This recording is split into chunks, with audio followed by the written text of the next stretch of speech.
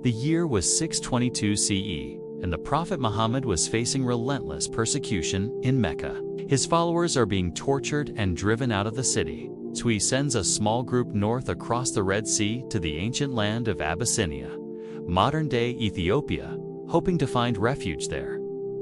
This is the story of the First Hijrah, or migration in Islam. It is the story of how Islam arrived in Africa.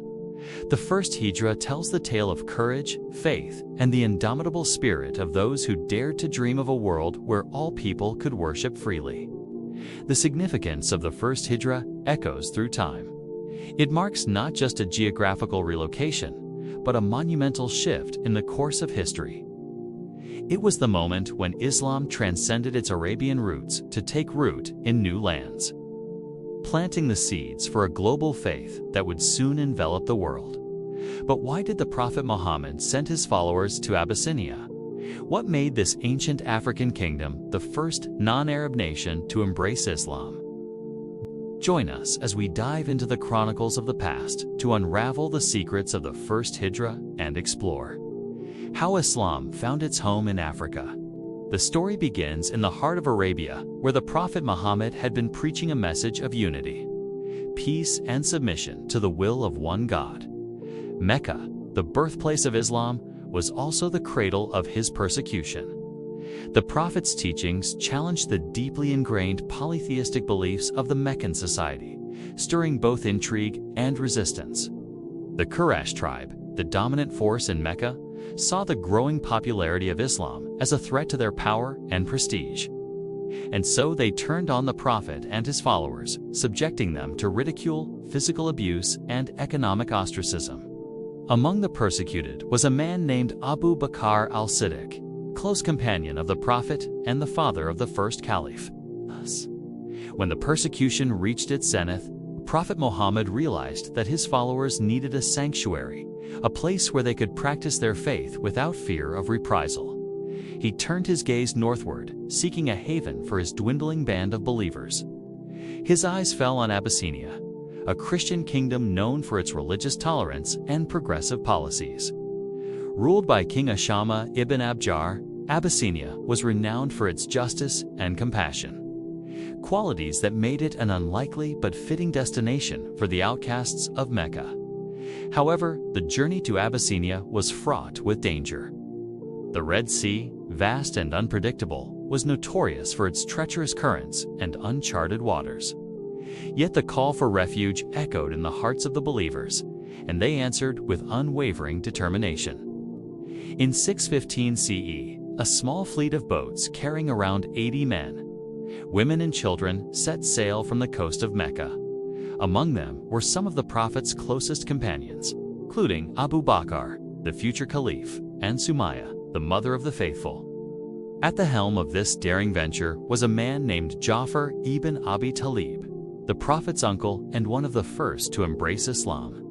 He was tasked with delivering the message of Islam to King Ashama and seeking asylum for his people. As the boats traversed the vast expanse of the Red Sea, the travelers faced not only the perils of the sea, but also the threat of detection by Meccan authorities. For if their flight was discovered, they risked imprisonment or worse. The tension mounted with each passing day, making the journey as arduous as any battle. But their resolve remained steadfast, fueled by their faith and the promise of sanctuary in the distant land of Abyssinia. Finally, after weeks at sea, the horizon revealed the blessed sight of land. The boats had reached the shores of Abyssinia. The travelers, weary but resolute, disembarked, carrying with them the hopes and fears of a fledgling faith. Their reception in Abyssinia was far from ordinary. King Ashama, known for his wisdom and fairness, had anticipated their arrival. He had heard tales of the Meccans' persecution of the Prophet's followers and had prepared accordingly. When Ja'far approached the king with his message, he presented the king with a letter from the Prophet Muhammad outlining their plight and appealing for asylum. Ja'far also recited verses from the Quran that spoke of Mary and Jesus, figures revered in both Islam and Christianity, emphasizing the shared values and beliefs between the two religions. Moved by the plea and recognizing the injustice faced by the Muslims, King Ashama extended his royal protection, granting them asylum within his kingdom. The Muslims were allowed to settle in various parts of Abyssinia, with many finding refuge in the village of Negash in the HIJRA region. Here they were free to practice their religion without fear of persecution. The Meccan emissaries who had come to demand the Muslims' extradition were astounded by the king's decision. They had expected compliance, not defiance. But King Ashama stood firm, upholding his commitment to justice and religious freedom. The news of the king's protection for the Muslims spread, attracting more Muslims from Mecca and Medina to seek refuge in Abyssinia. Over time, the Muslim community in Abyssinia grew, forming vibrant centers of Islamic life and scholarship. One of the most significant contributions of the Muslims in Abyssinia was the construction of mosques, which served as not only places of worship, but also centers of intellectual and social activity. Among the earliest of these was the mosque in the village of Negash, believed to be one of the oldest mosques in Africa. The First Hijrah, therefore, marked a turning point in the history of Islam, expanding its horizons beyond the Arabian Peninsula to the shores of Africa.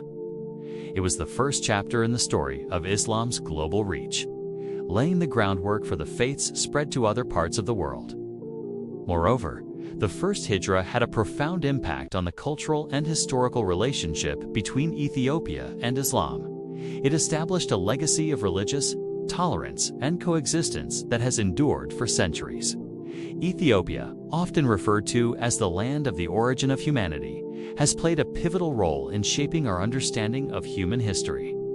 From the earliest hominid fossils found in the Afar region to the legendary Queen of Sheba, Ethiopia's ancient past continues to captivate our imagination and scientific inquiry. One of the most significant aspects of Ethiopia's history is its unique Christian heritage.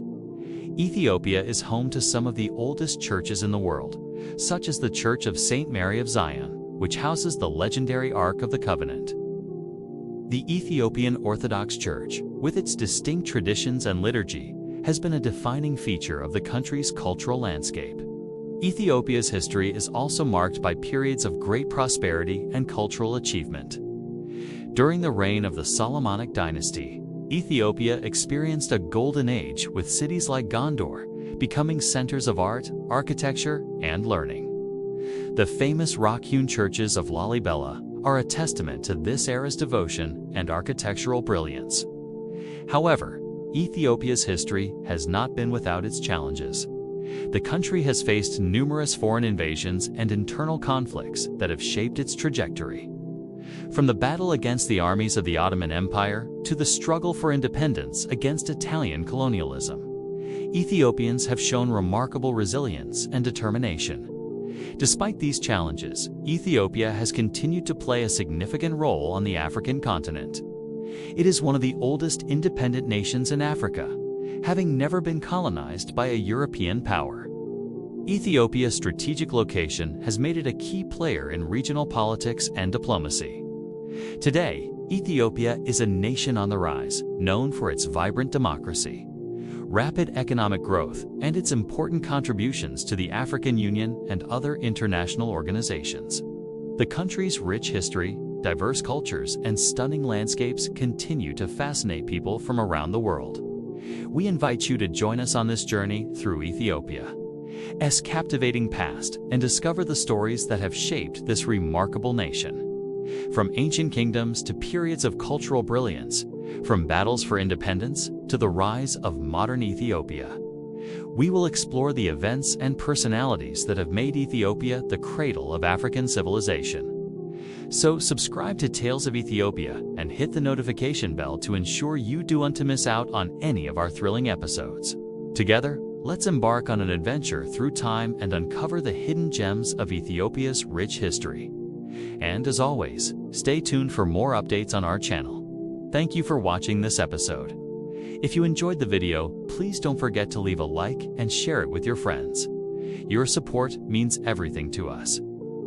Subscribe now to get notified when new videos are released.